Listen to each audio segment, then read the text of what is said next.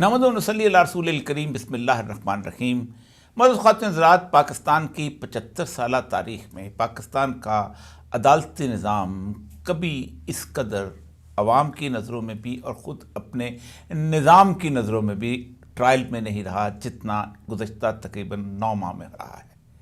इस अरसे के अंदर पाकिस्तान के अवाम जिस तरह इस पूरे निज़ाम से मायूसी के आलम में गए हैं, वो शायद उनकी 75 साला तारीख़ का आखिरी नुक्ता है कि जिसके बाद शायद उन्हें कभी वापस लौटना नसीब ना हो, यहाँ तक कि कोई और बहुत बड़ी तब्दीली इस निज़ाम को ठीक कर ले।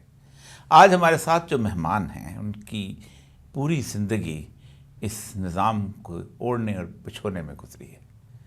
पाकिस्तान की तारीख़ के एक ऐसे सियासी कारकुन कि जिनकी पूरी ज़िंदगी सियासी जद्दोजहद और उसके साथ साथ अदालती जद्दोजहद के हैसियत से लोग उनको पहचानते हैं। बहुत बड़ा नाम है और इस वक्त आज के दौर के अंदर जो अलम बगावत उन्होंने थामा हुआ है, ये बहुत नसीब वालों के हिस्से में आता है। मेरे साथ मौजूद हैं और इस वक्त सबसे अहम बात कि इन हालात में इस लाहौर शहर से वो शहर कि जिस शहर में इस गुज़श्ता 8-9 महीने के अंदर एक खौफ और हिरास की फ़िज़ा बनाई गई है, उसमें इलेक्शन भी लड़ रहे हैं। मेरे साथ मौजूद हैं सरदार लतीफ़ खोसा साहब। अस्सलाम वालेकुम सर। जी वालेकुम सलाम। सर, आपकी एक तो अदालती पूरी आपकी तारीख़ है, उसके बाद आपकी सियासी तारीख़ है। आप वो जो अदलिया की तारीख़ आखिरी जो हमने देखी जिसमें एक जोशो खरोश था, ये जो 8-9 माह गुजरे हैं और इन बल्कि उससे पहले ही हम अगर ले लें, क्योंकि 9 मई इसलिए हुआ था क्योंकि लोग 14 मई नहीं करना चाहते थे। वो जो 14 मई वाली जो सूरत हाल थी, आप मुझे बताइए, क्या ऐसा ज़माना आपने कभी ज़िंदगी में देखा? नहीं, ऐसा ज़माना सच हकीकत ये है कि नहीं देखा। ये हमने अयूब खान के दौर में भी नहीं देखा था, याहिया खान के दौर में भी नहीं देखा था, ज़ियाउल हक के दौर में भी नहीं देखा था, जनरल परवेज़ मुशर्रफ के दौर में भी नहीं देखा था। ये तो वो हैं जो गैर सियासी क़ुव्वतें थीं और जो सियासत चंद लम्हे के लिए, वो सियासत भी कॉम्प्रोमाइज़ सियासत थी। इतना लंबा जाते नहीं सियासतदान। नहीं, वो जाने भी नहीं देते। जी सर, हकीकत तो ये है। तो ये तो इंतहा हो गई है जी। देखें, हर चीज़ की इंतहा हो गई है। अब अगर हम अदालती ही निज़ाम, जिस तरह आपने कहा, शुरू से ही बात करें तो हमेशा अदालतों पर जो है बहुत ज़्यादा वक्त आए हैं जिन पे अदालत जो है पाकिस्तान को तरक्की और तरवीज और पाकिस्तान को मुस्तहकम बना सकती थी। मसलन आप मौलवी तमीज़ुद्दीन ही के केस से आप देख लें, जस्टिस मुनीर ही की आप मिसाल ले लीजिएगा। उनके साथ जस्टिस कार्नीलियस भी थे जो डाइसेंटिंग जजमेंट दी थी जिन्होंने। तो वहाँ आप देखें कि बिल्कुल मिलते जुलता है कि वो रात जो है मौलवी तमीज़ुद्दीन अदालत में छुपा रहा था ताकि पिटीशन दायर कर दे। बिल्कुल आज की हालात ऐसा ही है, ऐसा ही है। लेकिन क्या, यानी वो 1956 के आइन को ही उड़ा दिया और इस बिना पर कि जी ये ताज बरतानिया की एसेंट ज़रूरी थी उसमें। ये आज़ाद रियासत में तो ये तसव्वुर भी नहीं हो सकता है। आप उसका तसलसल 1935 के एक्ट से देख लें, 1947 के आप उससे देख लें तसलसल, फिर आपने बड़ी मुश्किल से 56 का आइन जाके बनाया। अगर जिसको चलने देते तो शायद आज पाकिस्तान के ये हालात ना होते। उसको भी जस्टिस माशाल्लाह मुनीर साहब ने तोहफ़ा दिया और कहते हैं कि बाद में कहते हैं कि अगर मैं न करता तो ग़ुलाम मोहम्मद जो है वो पागल था और वो पता नहीं क्या तोड़ देता और ये कर देता वो कर देता। ग़ुलाम मोहम्मद आपको पता ही है कि जिस तरह से माशाल्लाह माजूर।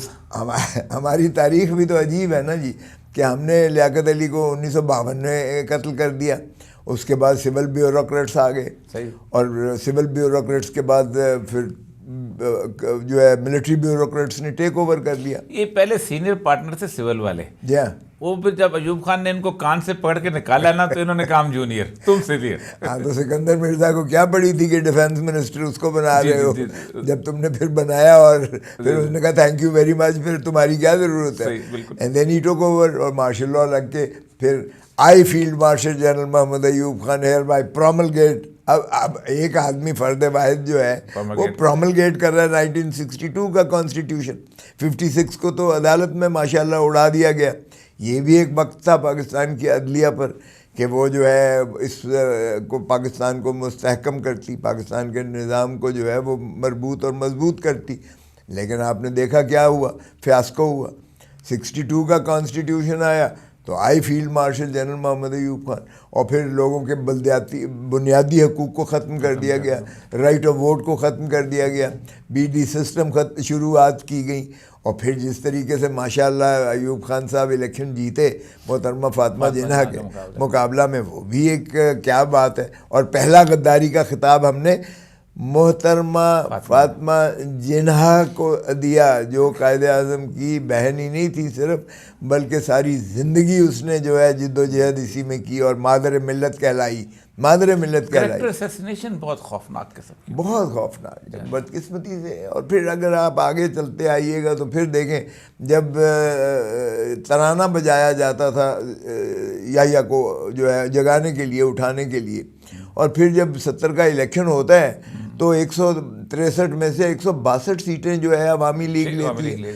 और आपको याद होगा बाशानी के अलावा बाकी सारे जो है, और मिडिल क्लास से सारे वकील एक थे, नूरुल अमीन और एक राजा त्रिदेव राय, वो जीता था, सिर्फ दो जीते थे। और आप देखें कि अवामी लीग के जो जितने थे मुजीबुर रहमान के वकला थे या टीचर्स थे, बिल्कुल ठीक, बिल्कुल लोअर मिडिल क्लास और मिडिल क्लास थी। कोई ऐसा नहीं था कलगी वाला, कोई ऐसा मफाद परस्त, कोई ऐसा सरमाएदार, कोई जागीर। और इस तरफ भी क्या था, भुट्टो साहब ने जब खंबे को भी टिकट दी थी तो वो कहते थे खिलंडरे, ये पीने पिलाने वाली पार्टी, पता नहीं क्या क्या, मतलब है किस तरह के इसी लाहौर शहर में कोई सोच सकता था कि डॉक्टर मुबशर जीतेंगे? कोई सोच सकता था कि शेख रशीद साइकिल पे चलने वाला जीतेंगे? अंदाजा करें। कोई सोच सकता था इस मिराज खालिद जीते? लेकिन देखिए कमाल, कौसर नियाज़ी जेल में होगा तो जीतेगा। और आप सोचे कि हमारे होते थे गुजरात में मंजूर दुधरा, उन्होंने बसालों के इलाके में टिकट मिल गया, तो बसाल ने कहा था आना ना इधर, और वो कह रहा था मेरी जीप आ सकती है, जो ऐलान करेगा तो जीप ऐलान कर। वो गुजरात में बैठे हुए मंडी बाज़ में जीत गया था। ये भुट्टो का वो करिश्मा था उस वक्त, जब लोगों को असल में राय देने का मौका मिला। सर नहीं, ये सोशलिज्म, एक तो सोशलिज्म बाद में कहा ना, इसको गाली बना दिया गया। बुनियादी तौर पर इस्लामिक सोशलिज्म कह लें या जो भी है, उनके चार थे ना सूल, जो इस्लाम हमारा दीन है, सोशलिज्म हमारी मैशत है, जमहूरियत हमारी सियासत, और ताकत का सरचश्मा आवाम है। देखें, जब ताकत का सरचश्मा आवाम आप कहते हैं तो फिर इसका मतलब है आप आवाम को मुक़्तदिर करते हैं, और this is called people's politics. जब आप पीपल्स पॉलिटिक्स करते हैं, उधर पीपल्स पॉलिटिक्स की गई और पावर पॉलिटिक्स को उड़ा दिया गया। अब ये अनफॉर्चुनेटली इन दो अल्फाज में जो तजाद आ रहा है, हम फिर पीपल्स पॉलिटिक्स से पावर पॉलिटिक्स में चले गए। असल मसला सर यहीं से, आपने एक बहुत बड़ा मुकदमा लड़ा है, और वो है आपने ये जो फौजी अदालतों वाला मिलिट्री कोर्ट्स का। यस, अच्छा, आप अंदाज़ा करें कि ये मिलिट्री एक्ट और 1923 का ऑफिशियल सीक्रेट एक्ट, एब्सोल्युटली, ये गोरे ने बनाया इस बुनियाद पे था कि इस मुल्क के अंदर 5 लाख लोग जो है ना, हम ये महब वतन हैं, बाकी 30 करोड़ इंडियन गद्दार हैं, अनलेस दे प्रूव अदरवाइज। इसका मैक्सिमम लॉ का यही है कि हम वो हैं। आप मुझे बताइए, आपने अदालतों का उसके साथ जो मजाक हुआ है, यानी जनरल डायर जलियांवाला बाग में गोली चलाता है तो वो उसका कोर्ट मार्शल करते हैं और उसको नौकरी से निकालते हैं। क्या हम उस 1919 से भी बुरी हालत में?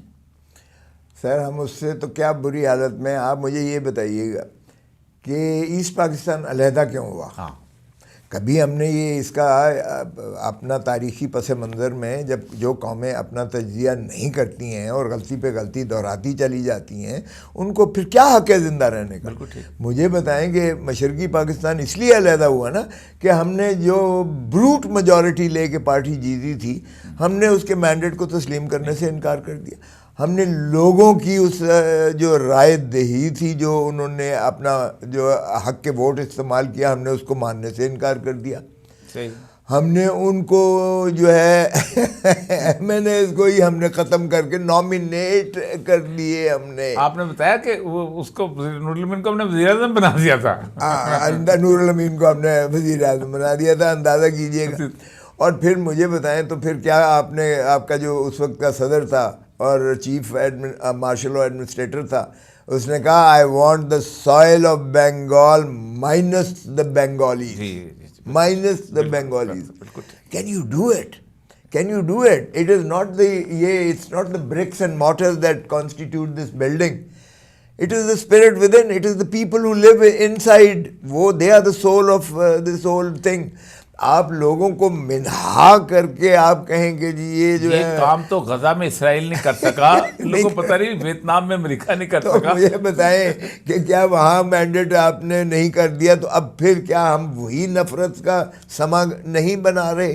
क्या हम अब फिर एक जो है अवाम को इश्तियाल और अवाम का गैज़ो गज़ब और अवाम का जो है एक उबाल जो है क्या हम फिर नहीं देख रहे?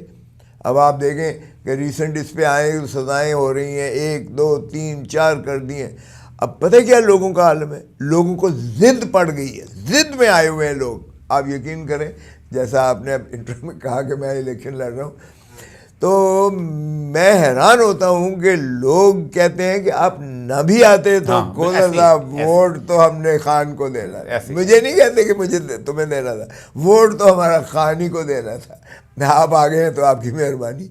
अब वोटर ढूंढ रहा है कैंडिडेट को और वो ढूंढ रहा है कि सिंबल इसका क्या है, इसलिए कि हम तो एक बल्ला मांगने गए थे, उन्होंने जहेज का पूरा सामान उठा के हमें दे दिया।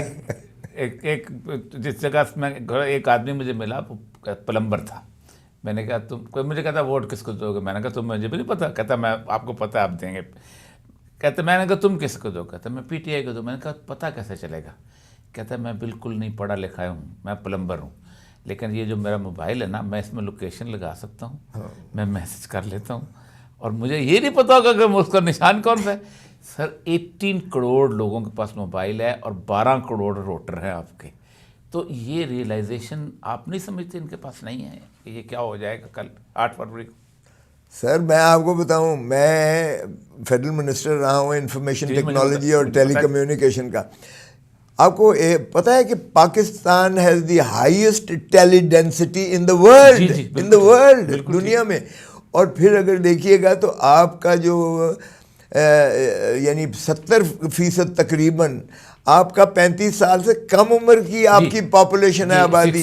आपका ये दुनिया का सबसे ज़्यादा यंग, यूथफुल, पैशनेट, इनविगोरेट आपकी आबादी का तनासब है दुनिया में।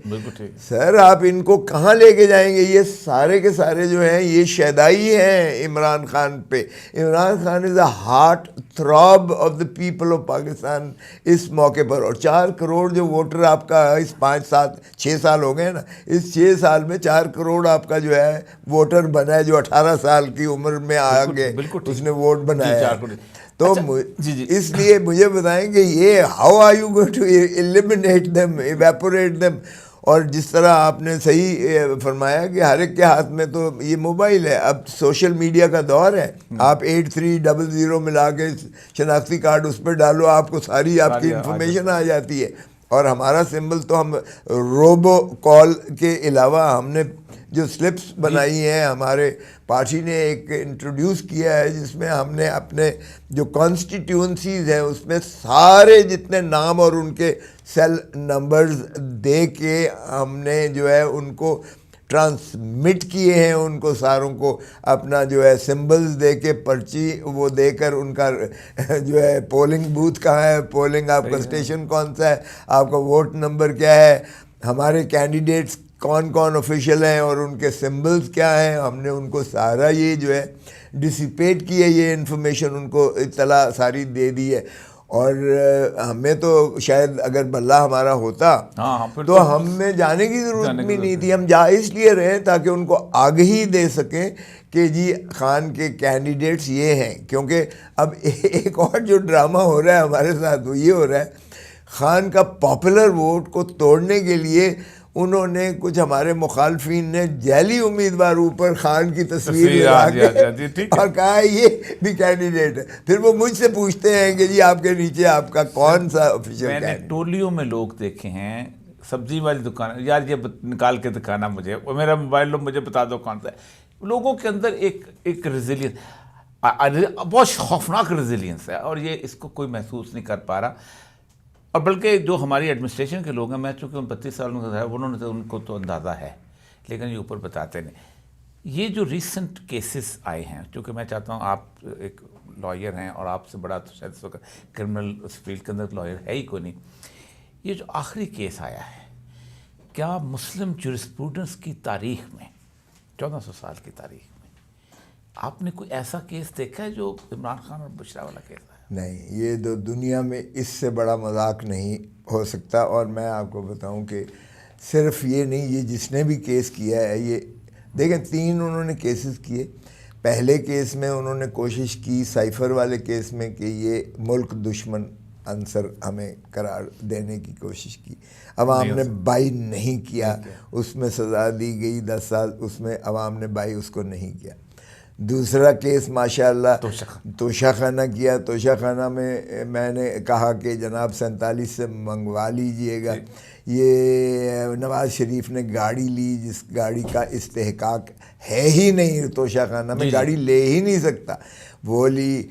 उसमें जो है गिलानी साहब हैं, उसमें हमारे सदर आसिफ अली जरदारी साहब हैं, फिर अगर राजा परवेज़ अशरफ को ले लें, फिर आप जो है बड़े सहाफ़ी हैं सर सारे नहीं, मेरा मतलब मैं सिर्फ प्राइम मिनिस्टर्स और इनको गिन रहा हूँ ज़रा, पिछले जिनके पेंडिंग हैं, जिनके ज़ेर इल्तवा और ज़ेर तजवीज़ है और इससे पहले के आए हुए हैं, 47 से आज तक किया है। और वो जो है जाहिर है कि वो भी एक फ़ेक केस था जिसमें उन्होंने एक बंदे को अप्रूवर बना दिया। देखें अप्रेज़र जो है, एक तो अप्रेज़र प्राइवेट अप्रेज़र था, फिर ऑफिशियल अप्रेज़र वो था जो FBI से मुंसलिक था और इमरान खान ने उसे अपॉइंट नहीं किया था, वो पहले से चला कमेटी होती पुरानी होती सर। फिर एक उसका चीफ जो है वो था अप्रेज़र जो था, वो भी इंडिपेंडेंटली इवैल्यूएट और असेस करना था। इन तीनों का एक ही असेसमेंट थी।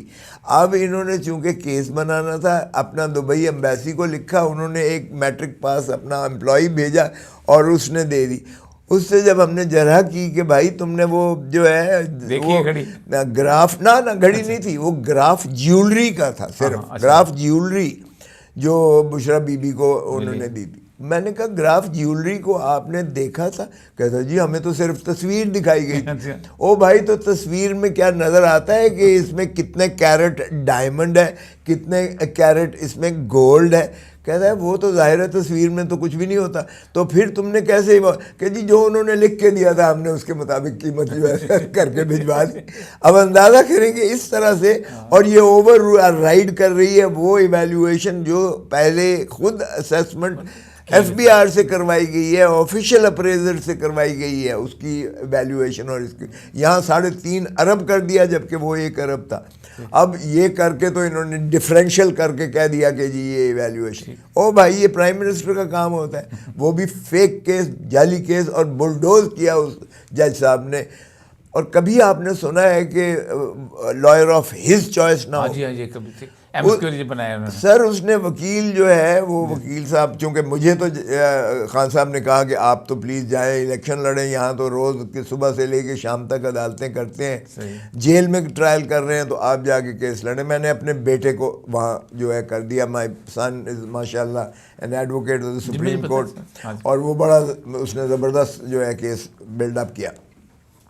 अब उसको जो है उन्होंने कहा कि वो तो हमारे जो वकील था उसकी जो है सर्जरी थी, और उसने कहा जी मेरी तो कल सर्जरी है, इसलिए कल की बजाय आप कोई और डेट रखें। उन्होंने कहा ठीक है जज साहब ने, और शाम को लिस्ट निकाल दी 8 बजे सुबह के लिए। और सुबह जाहिर है कि जब नहीं आया तो उन्होंने सरकारी वकील जो था ना, उसी को बना दिया था, उसके जूनियर्स को इमरान खान का वकील बना के उसको बुलडोज करके केस कर दिया, और नेक्स्ट डे रख के और सज़ा कर दी। ना 342 का बयान लिया गया, ना उसको सफाई का मौका दिया गया, ना बहस का मौका दिया गया। ये कभी होता है ऐसा? और फिर ये तो रहा तोशे खान का। अब आ जाइए इद्दत वाला। उफ, अल्लाह माफ़ी दे, ऐसा केस तो इस अखलाकी गिरावट की इंतहा है।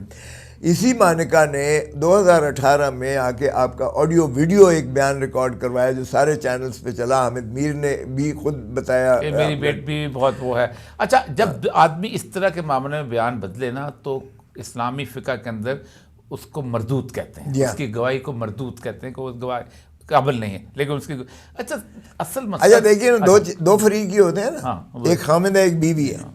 खामिद कह सकता है कि मैंने तलाक फलां तारीख को दी, बीवी कह सकती है कि मेरा इद्दत का पूरा सिर्फ बीवी की इद्दत में गवाही सिर्फ सिर्फ औरत की है, औरत की। तोहर तोहर कहते हैं। औरत तो कसम कुरान उठा के कह रही है। हाँ, देखे ना, इससे बड़ी क्या जुल्म हो सकता है। और फिर इससे बढ़कर जो है दुनिया में हमारे दीन और हमारे दीन मजहब की तज़हीक हो रही है।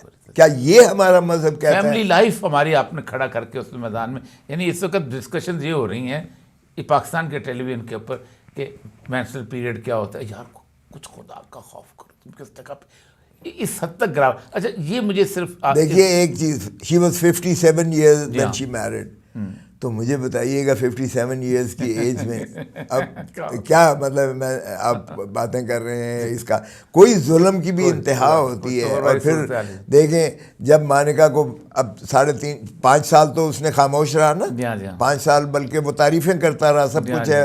फिर उसने जब प्राइम मिनिस्टर थे और उनकी बीवी साहबा फर्स्ट लेडी थी, तो उस वक्त तो वो पर्क्स एंड प्रिविलेजेस जो है वो सारी दुनिया की एंजॉय भी करते रहे। माशाल्लाह उनके औलाद भी मैरिड है, बच्चे भी हैं सारे जो है, उनको सारों को जो है आप मतलब हर चीज़ की सहूलत मिल रही थी। और अब आप अंदाज़ा करें कि ऐसे में क्या जुल्म नहीं है कि जब उसको एंटी करप्शन के केसेस में उसको चार्ज करके उठा लिया जाता है और अरेस्ट कर लिया जाता है। माने 2 माह है वो, 2 माह के बाद उसकी ट्यूनिंग होकर और आके ये बयान देता है और इस तरह का देता है। आपने बिल्कुल सही कहा, in fact he is responsible for पर्जरी।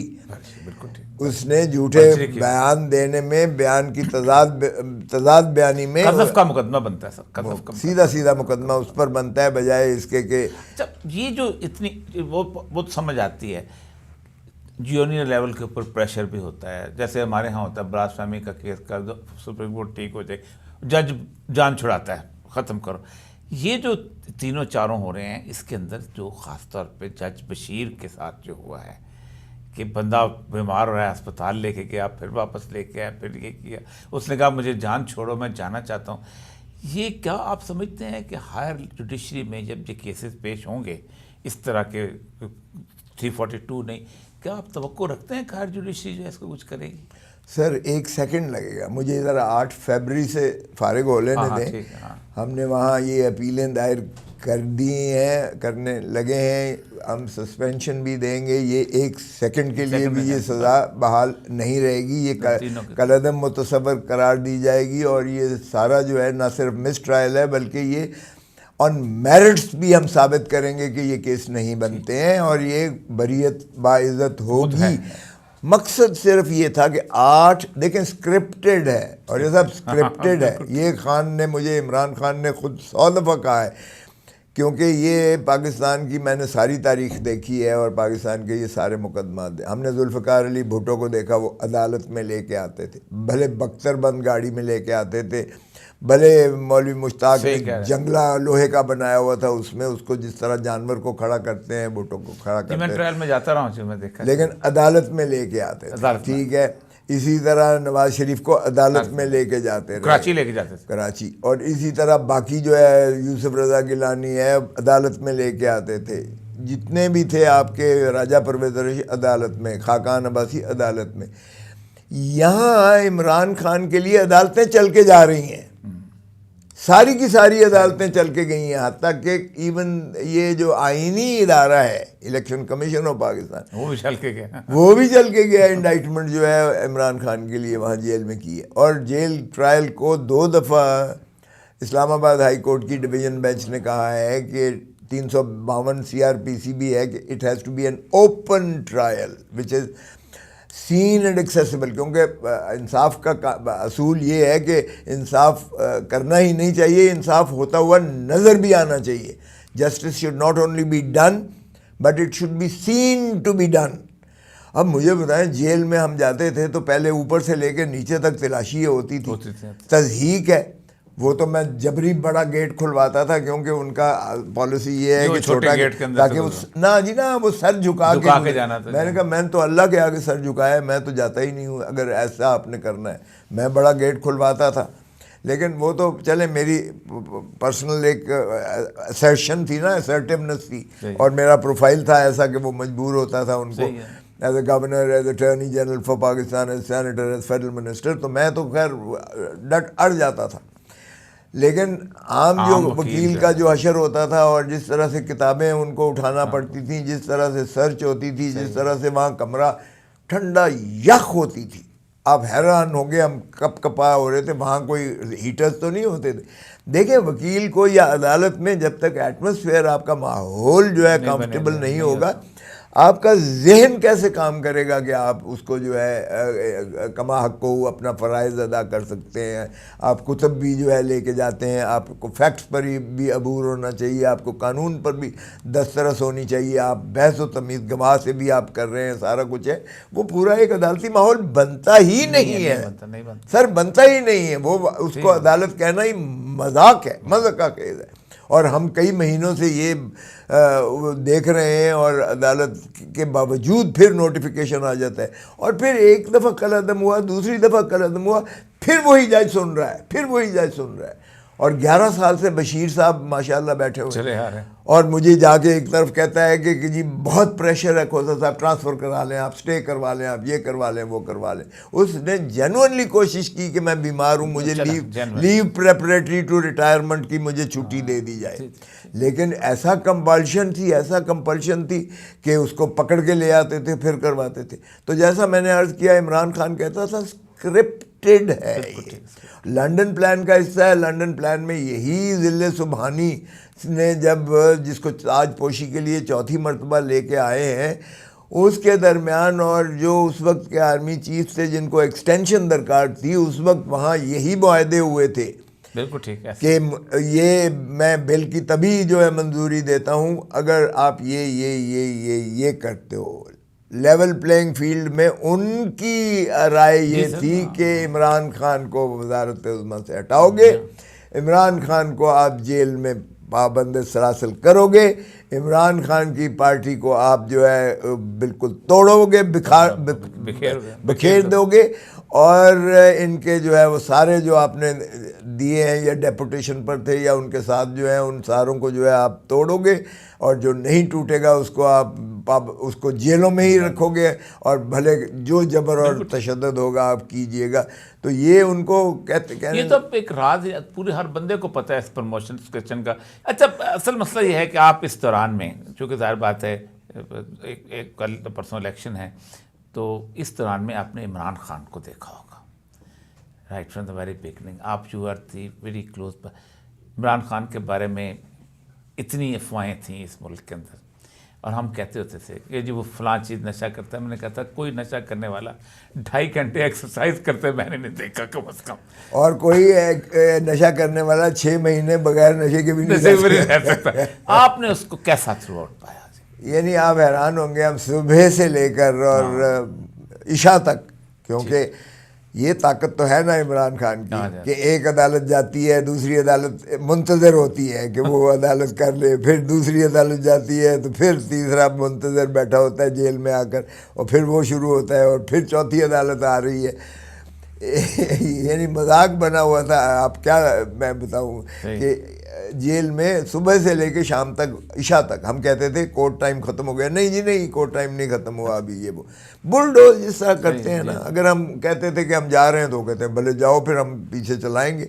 यानी ये उन्होंने तमाम नॉर्म्स जो है ना अदालती, वो उसको तो धज्जियाँ बखेर कर रख दिया। अब इमरान खान, आपने पूछा कैसे, पहले दिन हम अटक जेल में जब जाते हैं तो इमरान खान ने कहा, शिकायत नहीं, फैक्चुअल, उसने कहा जी ये मुझे रात एक यहाँ बैरक वो ले आए, जो खुला बैरक थी, बारिश हुई तो मैट जो है वो नीचे पानी उसमें सारा आ गया, 2 दिन पानी नहीं गया है तो मैं तो सो भी नहीं सका, और फिर इतना जो है वो उसमें दीवार सी बनी हुई है जो वॉशरूम और जो है वो सारा उसके ऊपर जो है वो लगा हुआ है, कैमरा लगा हुआ है उसके ऊपर, मैं तो गुस्ल भी नहीं कर सकता वगैरह।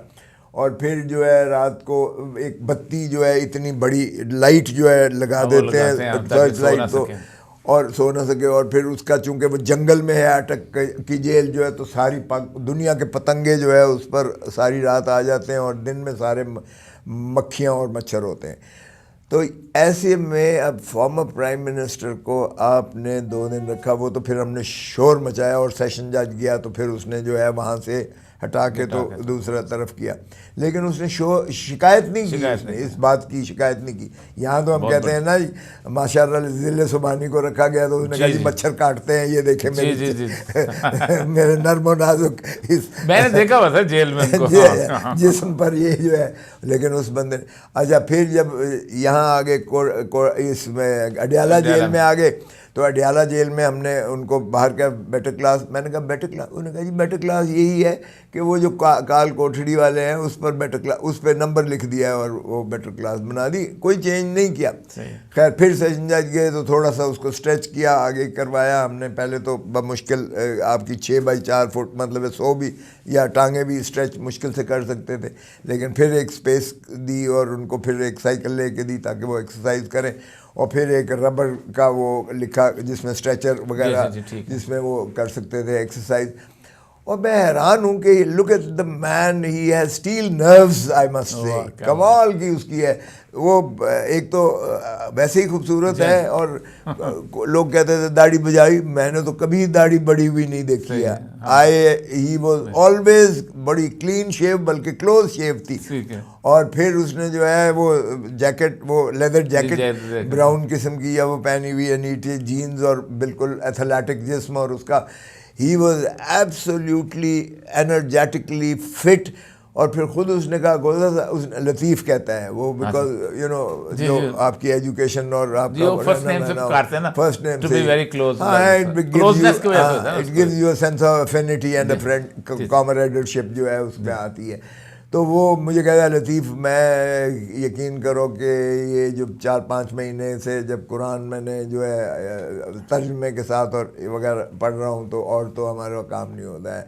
बिलीव यू मी, कहने लगा कि मैं आई एम 1000 टाइम्स स्पिरिचुअली, 1000 दफ़ा मैं रूहानी तौर पर, 1000 गुना मैं ज़हनी तौर पर, और 1000 गुना मैं जिस्मानी तौर पर मैं ज़्यादा स्ट्रॉन्ग और अपने आप को मजबूत महसूस करता हूँ। फिर उसने कहा कि देखें मैंने ना तो डील करनी है, ठीक, ना यही तो मसला है उनके लिए, ना मैंने डील करनी है, और ना मैंने मुल्क छोड़ के जाना है इन चोर लुटेरों डाकुओं की तरह भाग जाना है। मेरा तो मरना जीना यही है। और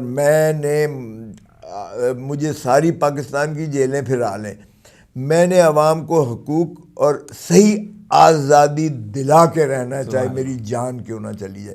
आई am telling you, the man is not even bothered about his cases and he knows the fate. उसने कहा कि आप फिर ये इस तरह से ना वो रखा होती है, मेज़ होती है, मेज़ के ऊपर एक चादर लगी होती है, फिर मुझे ऐसे करके कहता, मैंने कहा क्या है, कहते नीचे कैमरे लगे हुए हैं और वो माइक्रोफोन लगा हुआ है, ये साथ वाले कमरे में फलां बैठा, कर्नल बैठा हुआ है, और फिर जब मुझे कोई चीज़ सुनानी हो तो फिर मैं कहता हूँ ओए कर्नल सुन ले कहता है, and he is not bothered about the cases, यकीन करें। He is talking about international politics, he is talking about his own party. वो अपना जो है टिकटों के बारे में ये था कि भाई टिकटें देनी है, आपको पता है बड़ा हकील जॉब होता है, मुश्किल काम होता है। फिर वो जो है किस तरह से उसने कहा मुझे इन्होंने नहीं रहने देना।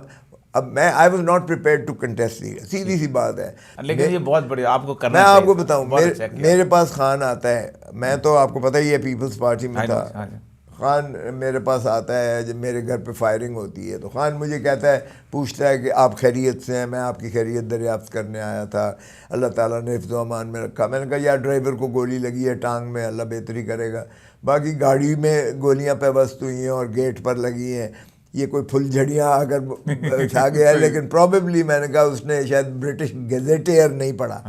सही कह रहे, मैंने पढ़ा हुआ था क्योंकि मैं बलोच एरिया में नौकरी की है ना जी, मुझे पता जी। तो ब्रिटिश गजेटियर में ब्रिटिशर्स जो सारी दुनिया में हुकूमत की है, उन्होंने कहा बलोच को डील में ऑनर के साथ उसके साथ बात काम करो, पॉलिसी जो थी संडे मन की यही तो थी, उससे प्यार मोहब्बत से जो करवाना है करवा सकते हो, लेकिन रिस्पेक्ट बलोच उसके साथ अगर तुम पढ़ा करोगे तो वो रिएक्ट करेगा बड़ा वायलेंटली। मैंने कहा ये पागल है, मेरे साथ छेड़खानी करके मुझे और ज़्यादा इन्होंने मजबूत कर दिया। तो मुझे कहने लगा कि देखें खोसा साहब, अब रज़ाक शर का कोयटा में कत्ल होता है, अब अंदाज़ा करें कि अता तारड़ जो है वो टेलीविज़न पर आता है, अभी FIR दर्ज नहीं हुई, वो he is PS to the PM, which means the prime minister is speaking, Shehbaz is speaking, Shehbaz Sharif is बिल्कुल ठीक। और वो आगे कहता है कि जी ये इमरान खान ने कत्ल करवाया है और उसको फांसी होनी चाहिए और फलान है और ये है वो है।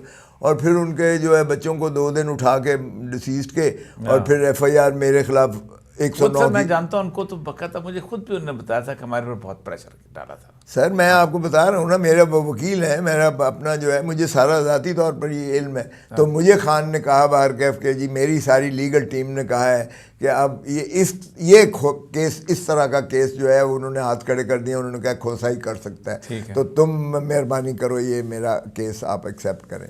तो मुझे वो ममासलत नज़र आई जुल्फ़िकार अली भुट्टो के उससे, उसको भी 109 में अप्रूवर बना के और आपने जो है जिस तरह लहद में उतारा, हमने उस वक्त भी जो है, आप बड़ी बदकिस्मती है तो मैंने उसका ब्रीफ एक्सेप्ट किया, केस एक्सेप्ट किया। और साइफर के केस में भी यही था, आप देखें वो भी भुट्टो को ये हेनरी किसिंगर ने जब धमकी दी थी, अब तो खैर सिक्योरिटी पेपर्स में उन्होंने खोल के बता ही दिया, एटम बॉम्ब बनाना अगर बंद, will make an example out of you. और हमने हेनरी किसिंगर को कुछ ना कहा, अमेरिका को कुछ ना कहा, ज़ियाउल हक ने मौलवी मुश्ताक से मिलकर जो है भुट्टो को फांसी दिलवा कर लहद में उतार दिया। और अब जो है डोनाल्ड लू एक थर्ड रेटेड जो है ब्यूरोक्रेट अमेरिकन जो है साउथ एशिया का, वो हमारे असद मजीद एम्बेसडर को कहता है कि अगर इमरान खान को अदम एतमाद के ज़रिए आपने रुखसत करके दरवाज़ा दिखा दिया, छुट्टी करवा दी, बहुत बड़े कॉन्सिक्वेंसेस होंगे। ये लेकिन अच्छा कमाल की बात यह है कि खुद साहब के CIA ने 72 रजीम चेंज किए हैं, इससे पहले मुसद्दक का किया था, ये 73rd रजीम चेंज है। लेकिन कहीं पर ऐसा नहीं हुआ कि मुकदमा जो है ना वो CIA वर्सेस पाकिस्तान हो। आप सोचें मुकदमा क्या है कि अमेरिका, यानी ऐसी है कि आपको कोई बंदा आके कहता है कि बदमाश महल्ले का कि मैं तुम्हारी बेटी जो है उठा लूँगा अगर तुमने ये काम ना किया, और एक नौजवान कहता है कि मैं बताओ यार ये कह के गए, आप उस नौजवान पे मुकदमा चलाते हैं, बदमाश पे नहीं चलाते। कमाल नहीं है? कमाल की बात है एग्जैक्टली। अच्छा ये तो आप लाहौर में, मैं घूमता हूँ फिरता हूँ लोगों को, लाहौर में आप इलेक्शन लड़ रहे हैं और हल्का आपका बड़ा कमाल है, मतलब मुख्तलिफ दोनों तरफ से, मतलब डिफेंस का इलाका भी आता है, ये भी इलाका आता है, बाकी जगहों का भी सूरत हाल ऐसी है। एक जनरल फीलिंग ज़ाहिर बात है, मुझे तो लगता ये है कि ये सुबह 9 बजे के बाद ये एक चीज़ ही और होगी पाकिस्तान के अंदर 8 फरवरी को। आप 9 बजे की बात कर रहे हैं, हम 7 बजे से लाइनें हमने जो है लगवा देनी है, और इतनी लंबी लाइनें होंगी, और हमने जो है ये बिल्कुल बड़े मजबूत किस्म के जो है हमने एक तो अपना पोलिंग एजेंट्स मुकर्रर कर दिए हैं जिनके साथ वकील होंगे, और वकील भी एक नहीं होगा बल्कि उसके साथ सपोर्टिव होंगे, और फिर हमने जो है कैंप्स जो लगाने हैं वो भी बड़े हमारी जो है मजबूत हैं। लोग, एज आई टोल्ड यू, लोगों का लावा उबल रहा है, और वो जो है इस तरीके से जो है वो 8 फरवरी का इंतज़ार कर रहे हैं कि आपकी सोच है, मुझे पता। और वो इन्होंने क्या किया है, मेरे डिफेंस में 60,000 वोट है और पढ़ा लिखा वोट है, और वो वोट है जिसको कोई सिपाही या पुलिस वाला नहीं कर सकता, उनको नहीं बका। इन्होंने उसका क्या किया है, इन्होंने वो पोलिंग स्टेशन उठा के चरण देहात में फेंक दिए, पिंड में फेंक दिए। मेरा पंगाली में है ना, मैं पंगाली में जाके मैं आपको बता रहा हूँ, बेगम के लेडीज के कहीं और फेंक दिए हैं, मर्दों के कहीं और फेंक दिए हैं, और इस तरह से कर दिया है कि वो सारा दिन जो है बेचारे वो अपना वोटर्स को उधर से।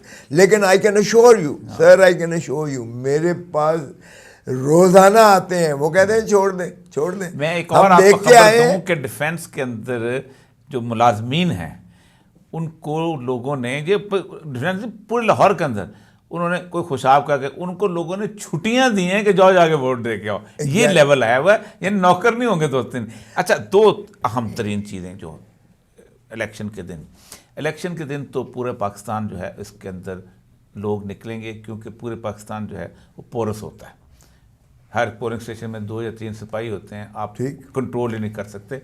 हम जब इलेक्शन कराते हैं, मैं को 5 दफ़ा रिटर्निंग अफसर रहा हूँ, डिस्ट्रिक्ट तो रात को हम सजदा शुक्र अदा करते थे कि आराम से गुजर गया।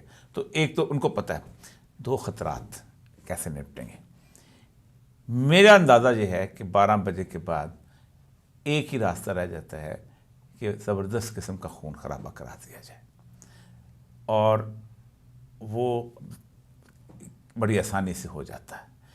एक और दूसरा, इसका जवाब दे दे, फिर अगला सवाल जो दूसरा भी मैं बताता हूँ। देखिए, मैं पहले इसका जवाब ले लें। एक बात तो ये है कि हमारी जो इंफॉर्मेशन इतला है, things are all not that consistent within the top hierarchy of, जिसको आप जो भी कह लें। ठीक, उन्होंने कहा इनफ इज़ इनफ। हाँ ना। अब अगर जो आप वाली बात है, ब्लड शेड या पोलिंग बंद करके या मार्शल लॉ लगाना या इस किस्म का जो है कोई ऐसा अनकॉन्स्टिट्यूशनल जो है एक्ट जिससे तात्तुल का शिकार सारा निज़ाम हो जाए, ये मुमकिन नहीं है। ये मुमकिन नहीं है, ना इंटरनेशनल इसको एक्सेप्ट करता है, बल्कि जो हमारे माशाल्लाह जो इलीट क्लास गई हुई थी अमेरिका स्टेट्स में, वो ये उधर से बिग नो लेके आए हैं कि ये possibility, just forget it, this is not possible. So ये तो जो है इंटरनेशनल, मैं उस दिन भी ये कहा था बैकिंग के बगैर नहीं हो सकता। नहीं, एक तो बैकिंग नहीं, मैं वैसे कह रहा हूँ कि उस दिन भी कहा था कि जिस इलेक्शन में अगर जिस तरह आप पूरे देखिए सारी जगह आपकी फैली होगी ना, आप तो रात को कर्फ्यू भी नहीं लगा सकोगे, क्योंकि कर्फ्यू लगाने के लिए आपको फोर्स इकट्ठी करनी पड़ेगी ना। और फोर्स आपको अब खुद सोचें ना कि आप पर गुजरात वहाँ से शुरू हो जाए ना, आप रवात से शुरू हो जाए, मनसेरा है, फलान, सॉरी अपना, उसके बाद आगे आ जाए सुहावा है, ये है वो है, अल्लाह मुसा गुजरावाला फलान खाली, ये सारे बिखरे हुए होंगे। आप कहाँ कर्फ्यू। तो एक तो ये है कि फियर, उससे इनको मैं इसलिए आपसे इसलिए पूछना कि पब्लिकली पता हो कि यू कैन नॉट मैनेज, उनको अंदाज़ा हो जाना चाहिए। अमूमन हमारी एडमिनिस्ट्रेशन ब्लाइंड होती है, उनको बताते नहीं, उनको इस हमारे जो ना रिपोर्टें अच्छी कि सब कंट्रोल में है, ये हमारे पुलिस के लोग, हमारे इंटेलिजेंस एजेंसीज के लोग यही करते हैं, अगर ऊपर ब्लाइंड होते। दूसरी चीज़, इतना बड़ा क्राउड जीत जाता है, आप मेजॉरिटी ले जाते हैं, so how you will manage defection. देखें, उसका तो इलाज इम्पोर्टेंट है। ये मैं आपको अर्ज़ करूँ, एक बात तो ये है कि Pakistan Tehreek Insaf as a political party has not been dissolved और बैंड।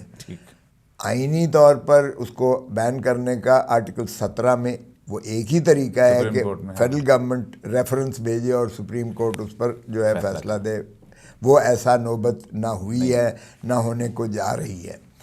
जो इलेक्शन कमीशन का अख्तियार था वो सिर्फ सिंबल की हद तक था कि सिंबल उन्होंने हमसे छीन लिया है, सिंबल नहीं दिया है।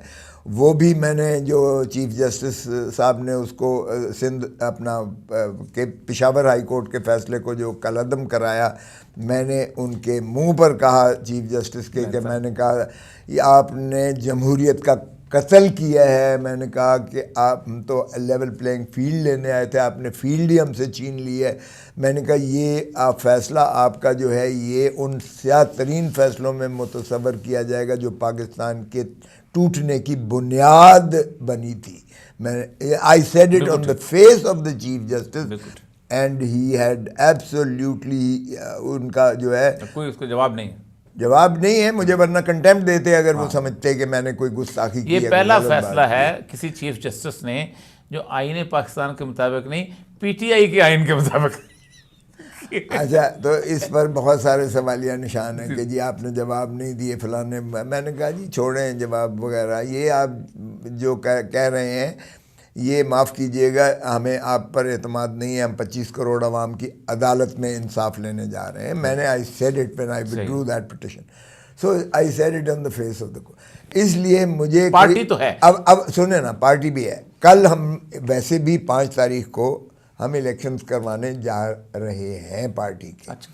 हमने इलेक्शन कमीशन को कह दिया है कि अगर आपको मॉनिटर करना है तो आप भले कीजिए, अगरचे कानून में कोई ऐसी गुंजाइश नहीं है।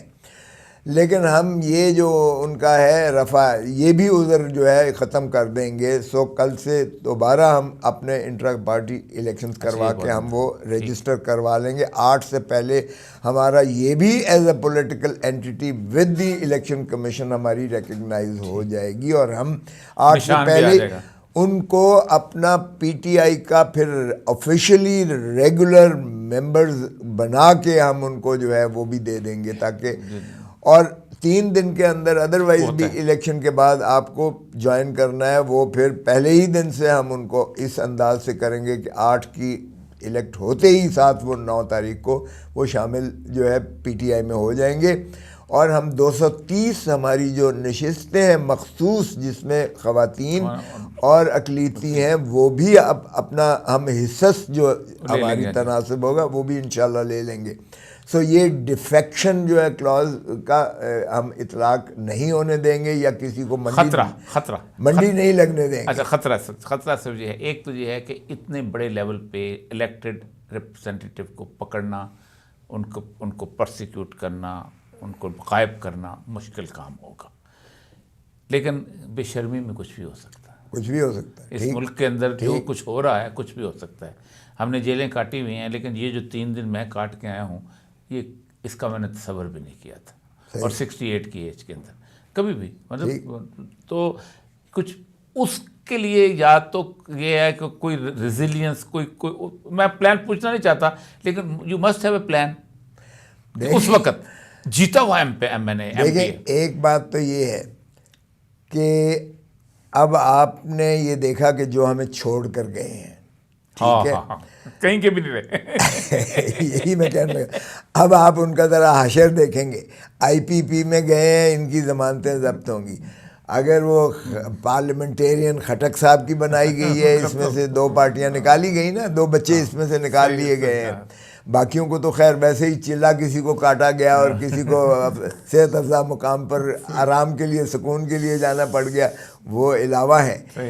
लेकिन आप वो कहीं के भी नहीं रहे, कहीं के नहीं रहे। अब आपका क्या ख्याल है कि कोई ये जो इलेक्ट होता है वो पहले ही दिन खुदकुशी कर लेगा? नहीं करेगा।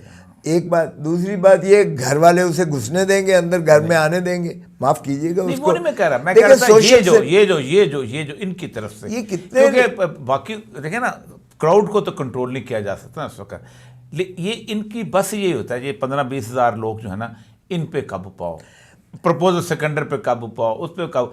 और आप सोचें कि मेरे तो सारे कलीग रहे हैं, जूनियर रहे हैं, उनसे बात करते हैं, वो कहते हैं अल्लाह की कसम मजबूर हैं, हम इसके लिए नहीं बने थे, मजबूरी, रोते हैं पुलिस वाले। ये ठीक है, ये ठीक है। और कुछ लोगों का जिस तरह आपके तो सारे सबॉर्डिनेट रहे हैं, आप गवर्नर रहे हैं, आपको भी बताते होंगे हम मजबूर हैं। वो तो जब मैंने एक रैली का ऐलान किया तो पुलिस मेरे घर के बाहर आ गई, तो मैंने कहा लो जी, मेरा गवर्नर का प्रोटोकॉल आ गया फिर से वो फिर आके सलूट मारा SHO ने, तो उन्होंने हाथ बांध के खड़ा कर दिया कि जी आपकी हुकूमत तो जो आप हुक्म करें करते हैं। रैली आपको हमारे बस में नहीं है, आपकी 2 गाड़ियों को तो हम नहीं छुएंगे, लेकिन बाकियों को फिर हम छांगा मांगा या कहीं और लेके जाएंगे, तो मेहरबानी करें। अब ये तो आपने ये सूरत, तो उसके लिए कोई होनी चाहिए, स्ट्रेटेजी होनी चाहिए। सर एक चीज़ मैं अर्ज करूं कि अगर तो जितनी अददी बरतरी जब एक दफ़ा हो जाती है, तो फिर आप पाबंद हैं कि जो लार्जेस्ट पार्टी है आप उसी को कॉल अपॉन करेंगे कि हुकूमत बनाए। और फिर इनको इस वक्त जब हमारी पार्टी में वो आ जाते हैं तो फिर उनका वोट बेकार हो जाता है, क्योंकि सुप्रीम कोर्ट का फैसला आ गया, न सिर्फ उनकी सीट जाती है बल्कि उनका वोट काउंट भी नहीं होता है। सो इसलिए अब तो किसी को उठाने का फ़ायदा ही नहीं होगा। और अदरवाइज पब्लिक सेंश्योर और इतना स्ट्रॉन्ग है, इतना मजबूत है। ये देखें, ये चीज़ें पब्लिक सेंश्योर पे बनती हैं। पब्लिक सेंश्योर जब हो जाए, और फिर वर्स्ट सीनरियो ले लें, मैं कहता हूँ वर्स्ट सीनरियो ले लें कि आप उठा लेते हैं, सब कुछ कर लेते हैं। अब इस वक्त इंटरनेशनल ऑब्जर्वर्स भी आ चुके हैं। तो मुझे बताएं कि उसमें अगर कोई ये खींचातानी से इस तरह करके पेट्रियट बना, ये कर वो कर फलां करके अगर ये करते हैं और मैंडेट को इस तरह से एनहिलेट करते हैं, तो मुझे बताएं क्या हुकूमत वो चल सकती है, क्या मुल्क चल सकता है, क्या IMF उसको जो है वो ट्रांशी देगी, क्या वर्ल्ड बैंक उसको एक्सेप्ट करेगा, क्या इंटरनेशनली उसकी एक्सेप्टेबिलिटी होगी? सर पाकिस्तान के बहुत बुरे हालात हैं, पाकिस्तान सस्टेन नहीं कर सकता है। अगर किसी को थोड़ा भी पाकिस्तान से मोहब्बत है तो ये सोचे भी ना ये जो आप बात कर रहे हैं। खदशात तो अपनी जगह पे रहे, हमारे अपना जो है, मैंने खुद एज अ लॉयर मैंने सारी टीम्स बना दी हैं वकला की भी, we'll take care of that. मैं ज़्यादा डिटेल में नहीं जाना चाहता, but we have already taken care of this also. लेकिन मैं नहीं समझता कि कोई इस हद तक जो है कर सकता है। Otherwise, they need political stability, and for that political stability, you have to find, हमने देखे कॉन्स्टिट्यूशन में क्या रखा है कि एक ट्रूथ एंड वो रिकन्सिलिएशन एक हमारी कमेटी होगी। पहला हम करेंगे ट्रूथ एंड रिकन्सिलिएशन कमेटी, फिर हमने कहा कि हमारा जो है प्राइम मिनिस्टर का हम कोशिश करेंगे, इंश्योर करेंगे कि प्राइम मिनिस्टर डायरेक्ट इलेक्ट हो। ठीक, डायरेक्ट इलेक्ट, बहुत बड़ी बात है, ताकि ये जो हमारी पार्लियामेंटेरियंस हैं ये उनकी ब्लैकमेलिंग या उनके सबाबदीद पर या उनके जो है तोड़ने जोड़ने पर मुहित ना हो उसकी टेन्योर और उसका जो है Premiership, so that he is chief executive with the genuine strength of the people of Pakistan, और उसका जो है वो कोई ना हो। फिर हमने 4 साल का कहा है कि 4 साल कीजिएगा, fine, it the process it will continue, and then 5 साल हमने कहा है, 6 की बजाय 5 साल सेनेट की आप कर दीजिएगा। तो हम समझते हैं कि जब तक पॉलिटिकल कंसिलिएटरी जो है इस तरह से नहीं होगा, इकोनॉमिक स्टेबिलिटी नहीं आएगी, मुल्क नहीं चल पाएगा। Sir let's be Pakistanis for the first, for the sake of heavens, let's be Pakistanis. हमने धरती माँ को इस तरह से निचोड़ा है, लूटा है। अब जो ज़िले सुबहानी चौथी मरतबा वज़ीर आज़म बने, कभी और ये सब ये दुनिया में कभी सुना है कि एक कॉन्विक्ट है, एक कॉन्विक्ट है उस वक्त, और परपिचुअल वारंट्स ऑफ अरेस्ट निकले हुए हैं, उसके दायमी अदालती वारंट निकले हुए हैं, जब्ती और कुर्की है, फ्रॉड करके उसका भाई 1 महीने का जो है स्टैंप और ज़ामन इज द प्राइम मिनिस्टर। और अंदाज़ा करें कि उसको, जिसका एम्बेसडर पाकिस्तानी का काम था कि उसको अरेस्ट करता, उसके साथ in sequel of the warrants of arrest, उसको डिपोर्ट करता और अडयाला जेल में उसको लैंड करता। यहाँ तो हमें रेड कार्पेट देकर जो है वहाँ एम्बेसडर उसको हीथ्रो एयरपोर्ट पे सी ऑफ कर रहा है, और इस्लामाबाद एयरपोर्ट पर जो है वो बायोमेट्रिक मशीन चल के जा रही, जबकि इमरान खान की को तो हाई कोर्ट की प्रेमिसेस से बायोमेट्रिक कमरे से उसको जो है रफ अप करके अरेस्ट किया जाता है, वकीलों को मारा जाता है, अमला हाई कोर्ट के अमले पर तशद्दुद किया जाता है, और वो तोड़ फोड़ होती है वहाँ फर्नीचर की, हाई कोर्ट के फर्नीचर की, और सुप्रीम कोर्ट उसका वर्डिक्ट देता है कि इस तरह सेंचुरी ऑफ जस्टिस में किसी को ट्रेसपास करने का हक नहीं है, और वहाँ से गिरफ्तारी उनकी गैर आइनी और गैर कानूनी है। मुझे बताएं, किसी रेंजर को अरेस्ट करके किसी को प्रोसिक्यूट किया? किसी अफसर को कोई? हालांकि वो सिविल आर्म फोर्स है, कमाल नहीं है। Ranger is under ministry of interior. और कहा गया है उसमें कि रजिस्ट्रार एक्शन ले, तो क्या एक्शन है? हम पूछते हैं क्या एक्शन है? इमरान को तो आपने अंदर कर दिया, और वहाँ से यही माशाल्लाह जो है बशीर साहब सिविल लाइंस वहाँ जाकर और उसका इमरान खान रिमांड देते हैं, रिमांड वहाँ जाके देता है इसी केस में, when the supreme court declares that arrest to be illegal and unwarranted and unconstitutional. ये तो हमारा मजाक हो रहा है अदालतों का। सर साहब एक चीज़ के पाकिस्तान में इतनी लॉन्ग परसिक्यूशन नहीं हुई जितनी इस 1 साल में हुई है। हमारे यहाँ कहते हैं एडमिनिस्ट्रेटिव फटीक, रियासत के और भी बड़े काम होते हैं। ये जो पुलिस वाला है इसने और बहुत सारी ज़िंदगी में ये पटवारी ने और बड़े काम, ये जो जब थक जाएगा ये सिस्टम, और थक चुका है, आपने हर बंदे रातों लगाई हुई, इसको पकड़ लो, उसको ले आओ, उसको ले आओ, यानी उसको ये भी नहीं उसको पता होता कि इस वक्त शहर में क्राइम क्या हो रहा है। ये जो थक चुका हुआ सिस्टम है, ये किसी इसका एडवेंचर का हो सकता है मुतामल? देखें इसका एडवेंचर क्या, इसकी अफादियत ही ख़त्म हो जाएगी। हमारी ज़बान में कहते हैं मारे कने उलारा वो ज़्यादा होंदे। अगर एक दफ़ा आपने थप्पड़ मार दिया तो फिर तो ख़त्म हो गया उसकी जो है। अगर आपने एक दफ़ा किसी को पकड़ लिया तो और जेल में डाल दिया तो उसका खौफ ख़त्म हो गया। अब अगर आपने क्या किया है, आपने चादर और चार दीवारी को जिस तरह पामाल किया है, आपने जिस तरह लोगों के घरों में जो है टैंक चढ़ा दिए और बख्तरबंद गाड़ियाँ चढ़ा दी, और जिस तरीके से इमरान खान ने मुझे कहा कि 5 अगस्त को जब इन्होंने मुझे सज़ा की, अभी सज़ा सुनाई नहीं गई है, और 5 मिनट के बाद जो है यहाँ ज़मान पार्क में जो आए थे जिस मुझे गिरफ़्तार करने के लिए आ गए, तो मैंने कहा कि मैं ज़रा कपड़े बदल लूँ, मैं वॉशरूम से कपड़े बदल के तो मैं आता हूँ।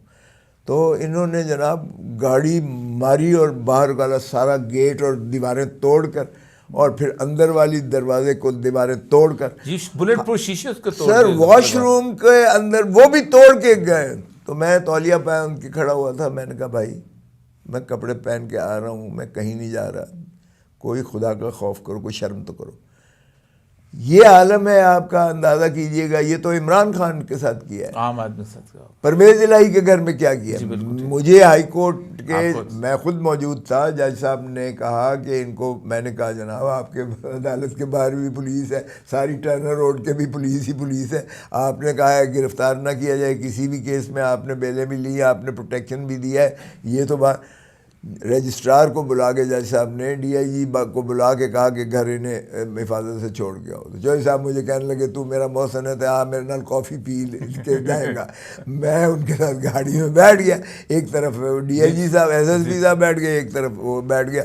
आगे से हम जाते हैं तो नहर के ऊपर मुंडा से मार के जो है माशाअल्लाह खड़े होते हैं, चेहरा छुपाते हैं। असल कमाल की बात है ना ये तो। सर DIG खोलता है दरवाज़ा मेरा और मुझे कहता है खोसा साहब प्लीज़ बाहर तशरीफ़ ले आए। मुझे रख के जिस तरह चौधरी परवेज़ इलाही को डोला करके उठाया है, मेरा मतलब है यार मुझे बताएं कि that was a shock to me as well. It's been more than 5 decades I have been practising as a lawyer. मेरे सामने ऐसा सीन, मैं अब क्या उस पर बता, मतलब दैट वाज ऑलरेडी प्लान्ड, ठीक कि हम यहाँ से तो ले आएंगे ऐसे। और वहाँ आप जो है, और वो रिवॉल्विंग चेयर डोर लगाया हुआ ना, इधर से पकड़ो उधर से वापस गिरफ्तार करो। और वो सुप्रीम कोर्ट में आज तक पेंडिंग है। मैंने पिटीशन की हुई है, मैंने कहा है कि what is this, is it a banana Republic for God से। और वो जज साहब, अब मैं उनका क्या नाम लूँ, कि वो अगले आपके चीफ इलेक्शन कमिश्नर बनने जा रहे हैं। ये बड़ा होता है, इरशाद हसन खान जैसे बनने जा रहा था ना वो बनने जा रहे हैं आपके। अच्छा, वो फरमाते हैं अभी पेंडिंग है, दूसरे दो जज हमराही बैठे हुए थे, उन्होंने रजिस्ट किया, उन्होंने कहा जी ये तो कोई, तो वो तारीख पड़ गई। उन्होंने कहा जी क्या है जी, एक और केस था, अलहदा केस था, उसका इससे क्या ताल्लुक़ है, वो अगर उन्होंने गिरफ्तार कर लिया तो ख़त्म हो गया बात। कमाल नहीं है, मजाक है ये। तो मुझे इतना शर्म आई, मैंने कहा यार हम 50 साल झक मारते रहे इस अगर वकालत में, हमें इतना भी नहीं समझ आ रही जो इस वक्त बनने वाले नेक्स्ट प्यूनी जज चीफ जस्टिस साहब जो इतनी हाई प्रोफाइल बैठे हुए हैं, वो अगर इस तरह की बातें कर रहे हैं तो फिर हमें वकालत छोड़ देनी चाहिए या ये मुल्क छोड़ देना चाहिए। यानी इस कदर मायूसी होती है, आप अंदाज़ा कीजिएगा कि रूल ऑफ लॉ को तो हमने एनहिलेट कर दिया, हमने आइन को भी मजाक करके दफन कर दिया है, हमने अदालतों के वक़ार को भी जो है वो बिल्कुल। मुझे याद है कि संडे को भी या रात के 12-1 बजे भी हम हेबियस कॉर्पस जजेस के पास लेकर जाते थे और वो वहीं चेंबर से बैठकर ऑर्डर करते थे, घर के बेडरूम से ऑर्डर करके हमें जो है कहते थे कि नहीं, ये इंसान की जो आज़ादी है उसके हम जो है मुहाफ़िज़ हैं और बुनियादी हक़ है उसका, आईनी हक़ है, और इसमें रात और दिन का कोई ऐसा तमीज़ नहीं है। जज का काम है कि वो इंसाफ करे, चाहे वो रात के 12 बजे हों चाहे 1 बजे हों। और यहाँ दिन दिहाड़े उसको लाहौर से उठाया जाता है और अदालत की तज़हीक की जाती है इस वाज़े हुक्म के बावजूद, और फिर भी कोई सुनवाई नहीं होते। और यहाँ जब आप देखते हैं एक में ज़मानत होती है तो दूसरे में वो अब क्या हुआ, ये हमजा शहबाज की जिस वक्त हुआ था उसको तो गिरफ्तार नहीं कर सके थे, उसको ऐसा अजीबोगरीब ड्रामा चल रहा था और अदालत लग गई थी, वो बाहर खड़े हैं नैब वाले और वहीं से उसको पेल। शाह महमूद कुरैशी का जरा देखिए, सुप्रीम कोर्ट ने बेल ली, सुप्रीम कोर्ट ने बेल ली। अडियाला जेल के एक दरवाजे से निकलता है, वहाँ पुलिस खड़ी होती है, जिस तरह उसको रफ अप किया दुनिया ने दिखाया। बुजुर्ग आदमी, बुजुर्ग आदमी और बड़ा नफीस है, नफीस मतलब तबान वो तो तबान भी उसमें वो चीज़ नहीं है जबिल्लत जो वो होता है कोई ऐसा लड़ने वाली। हाँ, और जिस तरह से उसको रफ अप किया दुनिया में दिखाया गया, मजाक है, आज तक वो जेल में है। ये क्या है? I mean what do you call this? ये लाकानूनियत की इंतहा हो गई है इसमें। आज तो ऐसा कभी भी नहीं देखा, तसव्वुरात में भी नहीं था।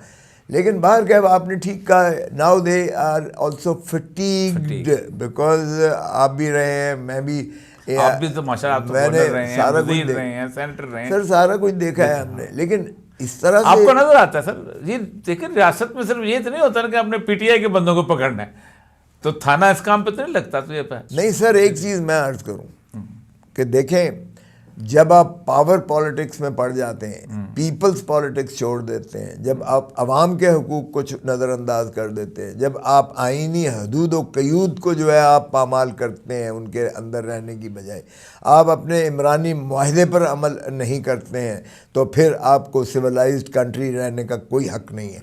और वैसे भी आप देखें कि जुल्म जब इंतहा पर पहुंचता है तो जुल्म मिट जाता है। और फिर अगर आप जो है अपना आइन के अंदर नहीं रहते तो फिर it's a law of the jungle. जुल्म की रियासतें कभी नहीं चला करती हैं, कुफ्र की रियासत फिर चल जाती है। जुल्म और नाइंसाफ़ी की जो है अदालतें नहीं चला, रियासतें नहीं चला करती हैं। Let's save this country for God sake. We have to rise above ourselves. जब हम धरती माँ से प्यार करना शुरू करेंगे तभी हम जो है अपना मुल्क को संवार सकेंगे। जब हम अपनी ज़ात के लिए सब कुछ करना शुरू कर देंगे, जिस तरह बदकिस्मती से हमारे जो है जाती उम्रा वाले करते रहे और करते चले आ रहे हैं, और एक लामतनाही सिलसिला उनका चला आ रहा है कि भाई साहब हैं और उसके बाद भाई साहब हैं और उसके बाद उनकी बेटी है और उसके बाद उनका बेटा है और उसके बाद समधी है उनका और उसके बाद फिर एक नस्ल की पूरी चली आ रही है। तो ये मुगलिया सल्तनत दोबारा आप लाने की कोशिश करेंगे तो फिर जाती उम्रा तक ही आप महदूद रहें तो बेहतर है, या जाती उम्रा को भी आप ईस्ट पंजाब में लेके वो भी अमृतसर का गांव है ना, अमृतसर के गांव में वापस आप ले जाए तो आपका बड़ी मेहरबानी होगी। ये एहसान अजीम खत्म करें हमारे, ये एहसान अजीम हमारे ऊपर ख़त्म करें, पाकिस्तान पे रहम करें, पाकिस्तान को चलने दें। मैं कहता हूँ कि पाकिस्तान संभरेगा तभी जब हम पाकिस्तानी बन के सोचेंगे और जब हम धरती माँ से प्यार करेंगे और इसकी तरक्की और तरवीज के लिए हम इस तरह के हार्ट थ्रॉब्स देखें। हमने लियाकत अली को मर्डर किया, लियाकत अली की जब गुस्ल हुआ तो उसकी बुनियाद में पैमंद लगे हुए थे, हालांकि नवाब था वो, बिल्कुल ठीक, लेकिन ऐसे दयानतदार शख्स। फिर हमने भुट्टो को कत्ल किया, भुट्टो जो है वो, फिर हमने बेनज़ीर को शहीद किया, फिर अब हम इमरान के पीछे पड़े हुए हैं। मुझे समझ नहीं आती है कि जो हार्ट थ्रॉब होता है, जो पाकिस्तान की आवाम की दिलों की धड़कन होता है, जो पाकिस्तान को कहीं मंज़िल पे ले जाना चाहता है, जिसका इंटरनेशनल इमेज होता है, उसको हम क्यों मुनक़ते करते हैं और क्यों उसको मौका नहीं देते हैं कि वो आवाम की खिदमत करे। पाकिस्तान नेशनल एस्टेब्लिशमेंट होती है ना, वो और लोकल दोनों खौफजदा होते हैं। आप की बात आगे बढ़ लंबी हो जाएगी कि जिस वक्त 1971 का 16 दिसंबर आया है तो 19 तक आप इस बात हम भी जानते थे, इंतहाई डिमोरलाइज थी ये कौम। 19 को जुल्फ़िकार अली भुट्टो ने चार्ज लिया था, सिर्फ एक हफ्ते में उसने डिमोरलाइजेशन से निकाल लिया था। पॉपुलर लीडर की ज़रूरत होती है जब कौम तबाह हाल होती है, इस वक्त ज़रूरत है इमरान की।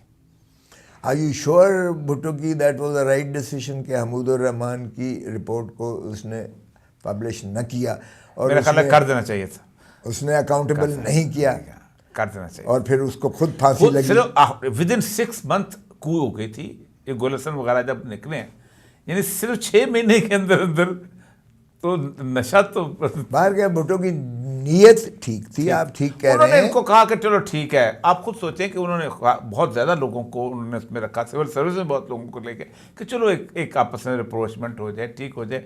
लेकिन बहरहाल इंटरनेशनल बाकी चीज़ें।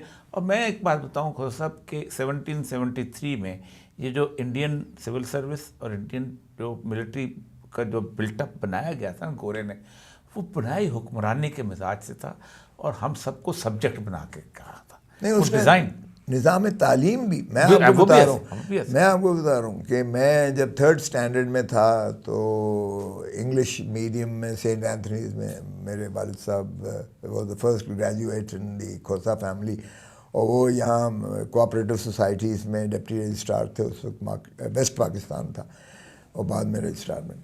तो वो मैं जब गुलाम रसूल शौक साहब जो आसिफ जी, सईद जी। खोसा साहब के ससुर भी थे, जी, जी। तो वो आए हमारे 17 लॉरेंस रोड पर। तो आई वाज प्लेइंग मार्बल्स में, उन्होंने 2-3 सवाल किए, मैं तड़ख करके अंग्रेज़ी में जवाब दिया। 3rd स्टैंडर्ड अब बच्चा था। तो उन्होंने मेरे वालिद साहब को कहने लगे, सरदार साहब, माय फादर्स नेम इज़ सरदार साहब खान खोसा, तो सरदार साहब पाल को बच्चे को अब जो है इसको इंग्लिश मीडियम से उठा लें और इसको उर्दू में ले जाएं।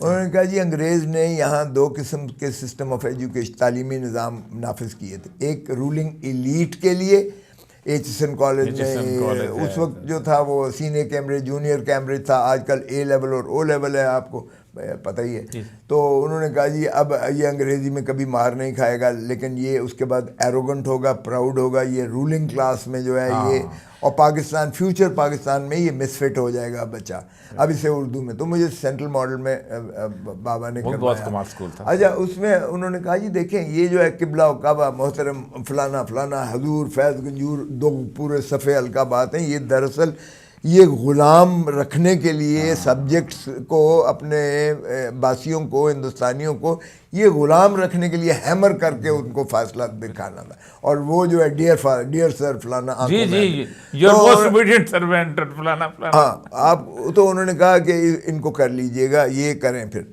अब हमारा, मैं जब चांसलर था, गवर्नर था, तो उस वक्त भी मैंने वाइस चांसलर तीनों को बुलाया। मैंने कहा भाई साहब आप फ्यूचर बात करते हो, ये बच्चे फ्यूचर हैं, हमारा मुस्तकबिल, क्या खाक फ्यूचर आप पैदा कर रहे हो? एक एलीट क्लास पैदा कर रहे हो, एक जो है आप उर्दू मीडियम वाले वो मैट्रिक वाले वो पैदा कर रहे हो, तीसरा आपका मदरसा कैडर से निकल रहे हैं बच्चे जो पढ़ के निकल रहे हैं। तीनों तबकाती कश्मकश में नफरत करते हैं एक दूसरे से, और फिर आपका तालीमी निज़ाम BA MA ये वो करवा के आप उनको डिग्रियां दे रहे हो, कागज़ के पुर्जे दे रहे हो कि जा पुत्र जाके नौकरी लब। और मैंने कहा मैं एक नायब कासिद के लिए एडवर्टाइज करता हूँ, 10,000 डबल ग्रेजुएट आता है। तो ये जो नौजवान है हमारी नस्ल, ये जब नौकरी नहीं मिलेगी ये डिग्रियां जलाएंगे and they will lynch you. और you need 36 million jobs in the next 10 years, 36 million jobs. कौन सी गवर्नमेंट इस तरह के निज़ाम तालीम में आपको नौकरियां दे सकती है? So you need to integrate your educational system with the industry and with technical education, और इनके एप्टीट्यूड टेस्ट के मुताबिक इनको उन फेजेस में लेके जाओ बच्चों को जिसमें इनकी इंटेलेक्चुअल जो है कैपेसिटी में इनकी एक्सेप्टेबिलिटी हो, ये पसंद करते हो। अदरवाइज तो ये जो है आपका जो डेमोग्राफिक डिविडेंड है, तबाह हो जाएगा। You have the most youthful energetic force. ये सारा होगा ये कि वो जो फ्रेंच रेवोल्यूशन वाली सूरत हाल बन जाएगी। सर ये हार ही है, you are leading towards redundancy in every phase of your life, in every phase. We are going on adhocism पे रन हो रहा है हमारा मुल्क। मैंने कहा कि international baccalaureate system which is knowledge based era में, इंटरनेशनल बैकलॉरेट सिस्टम आपका ऑफ एजुकेशन 140 ममालिक में राइज है। बिल्कुल ठीक। तो मैंने स्टडी करने के लिए भेजा। खैर आपको पता है गवर्नर का 2-2.5 साल मेरा टेन्योर था, मैं रिटायर हो गया उसके बाद। वैसे भी गवर्नर को कॉन्स्टिट्यूशनल पोस्ट है, उतना ज़्यादा आप कर भी नहीं सकते थे, लेकिन I did it, I was wanting to do it. फिर मैंने कहा कि अपने एजुकेशन में आप कंपलसरी 5 लैंग्वेजेस कर दो, इंग्लिश तो है ही ऑलरेडी, दुनिया पूरी में बच्चा जो है 4 जर्मन कर दो, फ्रेंच कर दो, मैंने कहा कि चाइनीज़ कर दो, ताकि आप अब एम्बेसडोरियल स्टाफ भेजो तो वो लैंग्वेज का कन्वर्सेंट हो with these international languages. But nobody is bothered about changes in this country. आपकी एग्रीकल्चर में देखें, यू नीड जीन टेक्नोलॉजी, ठीक, you have not introduce, your land is not expanding. आप कॉर्पोरेट सेक्टर में इस तरह से फैलते चले जा रहे हो, DHA आपकी इंडिया के बॉर्डर तक है, उधर सिंध से हैदराबाद तक पहुंच गई है, आप दरख्तों को काटते चले जा रहे हो। आप जो है क्या पॉलिसी है? कोई रूरल, मेरा जो मोची था ना देहात का, इतनी खूबसूरत वो जूते बनाता था। मेरा जो तरखान था वो इतने अच्छे वो जो है बनाता जुलाहा जो खेस बनाया करता सर, इतने ज्यादा पॉटरी वाला जो वो आज भी कमालिया का खदर जो है लाहौर में बिकता है आके। लेकिन हमने क्या उसे, उसका बेटा जो है बीए कर लेता है ना, वो कहता है चपड़ासी लग जामा शहर में, वो बाप का अपना मोची कहलाना जो है अपनी उस पे नहीं। He feels insult in calling himself a mochi. We have not developed that trade at all. हमने डिग्निटी ऑफ लेबर नहीं ली थी ना सर, नहीं, रूरल अर्बन की हमने डिवाइड को हमने रिकग्नाइज करके प्रमोट ही नहीं किया है। हम किसी फील्ड में मुझे बताएं, और फिर आप पार्लियामेंट की बात करते हैं। I have been a part of the parliament for 10 years. Do you think they have any knowledge and any aptitude and any interest in legislation? बिल्कुल नहीं, बल्कि पता ही नहीं होता सर। वो जो बजट की किताबें हम रखते थे ना, जब फिनांस में था, वो उसके वो नाले तक बंद नहीं, खोलता कोई नहीं था, बस ठीक खत्म। हम जैसे पागल वकील जो है वो 1-2 किताबें पढ़ के तो हम जाते थे, अदरवाइज तो मुझे बताएं, all this system, why are we just, we have shut our eyes to everything. हम एडहॉकिज्म पे चल रहे हैं, आज दी दिहाड़ी टप जाए। ठीक, बिल्कुल ठीक। Is anybody concerned about this country and about what is going on? मैं अपनी लीगल फेज में फील्ड में बात करूं, 150 पुराने कवानीन के साथ हम चल रहे हैं। ऐसे 1878, 1860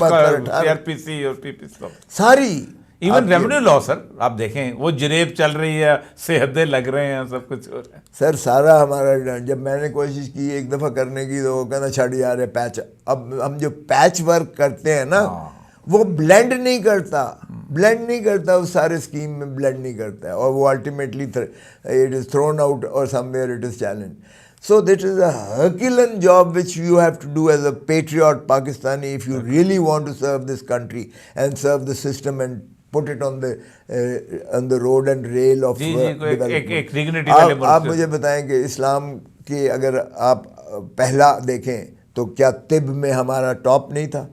अबू सीना को देखें सारा, क्या ज्योमेट्री में देखें, क्या फल्कियात में देखें, क्या अलजेब्रा में देखें, आप क्या सारी चीज़ों में you are the pioneers, now you are the followers and beggars. अब जब दुनिया के, और अल्लाह ताला ने तो खुद कहा, मैंने तुम्हारे लिए ज़मीन की तहों में और आसमान की फ़िज़ाओं में इतनी वुसअत और ताकत दी है, तुम तजस्सुस करो, मैं तुम्हारे लिए तसख्खर करूँगा। हमने वो रिसर्च जो है छोड़ दी। मौलवी ने कहा इथों अगे सोचा तो कुफ्र दे फतवे लग गए। हमने 150 साल हमने वो स्याही नहीं हमने इस्तेमाल की कि एनु हराम है, एनु अंग्रेजी नाल ऐसी अंग्रेजी को हमने वो नहीं लगा, कागज नहीं इस्तेमाल किया, हमने प्रिंटिंग मशीन इस्तेमाल नहीं की, हमने बहुत कुछ। मैं सच बात बताऊँ, ये it is a matter, it is painful. अगर हमें थोड़ा सा बहुत अल्लाह ने शऊर दिया है तो फिर हम भी इस तरह की बातें करके और डूइंग नथिंग अपनी जो है वो गुबार निकाल लेते हैं। But are we doing anything practical towards that end? You know, लोग मुझे कई दफ़ा पूछा कि आपने you done so much, what do you want to do? I said I want to do something good before I die, good for the society, good for the country, not for my own self. मैंने तो चले laurels ले लिए, मैं ये भी बन गया, मैं ये भी बन गया, मैं ये भी बन गया, मैं ये भी बन गया, मेरा नेम फेम आ गया। But what have I done for the society and for the country? सवाल यही। So you can't do it। लेकिन मुझे जब कहते हैं ना तो मैं इसलिए अब बागी कहते हैं कि यार पागल है कि सारी दुनिया छड़ के जा रही है तो ये ज्वाइन कर रहे हैं। Yes, there is a method in madness. If my country wants it, मैं 100 दफ़ा पागल बनने को तैयार हूँ।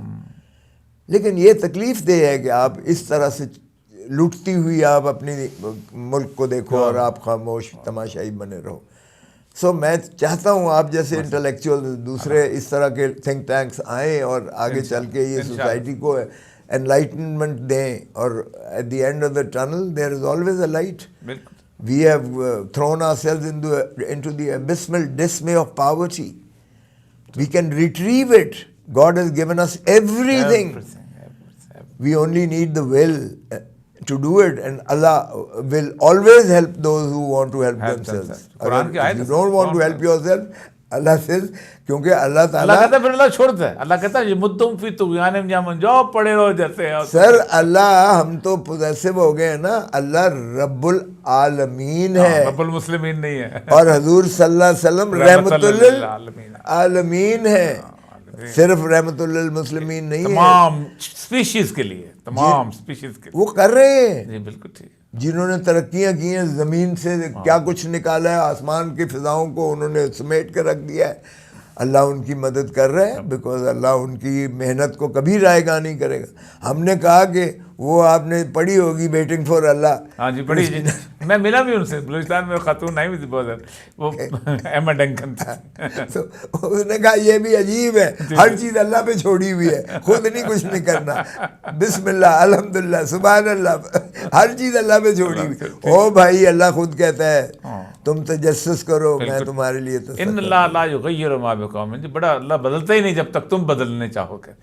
को सब बहुत बहुत इनायत, आपकी इतनी खूबसूरत गुफ्तगू आपसे हुई और इस उम्र के अंदर आपकी जो विज़डम है, अल्लाह ताला आपको कामयाब करे ताकि ये विज़डम जो है वो आप इस मुल्क के काम है।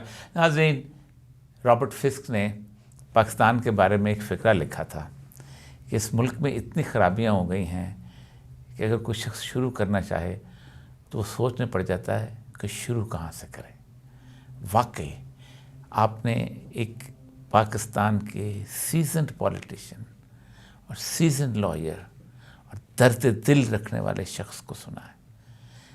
हमारी दुआ है कि 8 फरवरी का सूरज इस मुल्क की उम्मीद का सूरज तलू हो, इसलिए कि ये शायद 75 साल के बाद आखिरी मौका में मिल गया। अगर हमने ये खो दिया तो हम बहुत दूर तक भटकते रह जाएंगे। इजाज़त दीजिए, अल्लाह ने के